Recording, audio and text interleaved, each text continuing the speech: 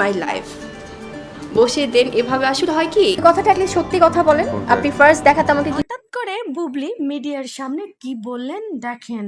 তিনি বললেন শরীফুল রাজের সাথে নাকি 5 বছর আগে তাদের বিয়ে হয়েছে। এই মেয়ের বাবা নাকি শরীফুল রাজ। কেমন তথ্য জানালেন বুবলি। এবার তো মিডিয়ার সবাই অবাক।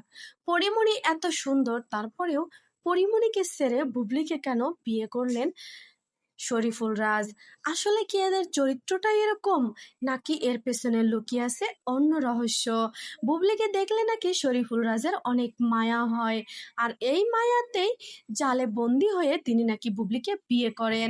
এবার কন্যা সন্তানের বাবা হলেন শরীফুল রাজ। তিনি স্পষ্ট জানিয়েছে একটা সুন্দর কন্যা সন্তান চান তিনি।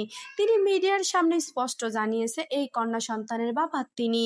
আর বুবলিকে স্বীকৃতি দিয়ে তিনি ঘরে নিয়েছেন। এখন বেশ তারা ভালো আছেন। এবার তোলপাড় গণমাধ্যম বুবলিকে নিয়ে। বুবলি নিজে মুখে স্বীকার করেছে অনেকদিন আগেই ভালোবেসে বিয়ে করেছে রাজকে। বন্ধু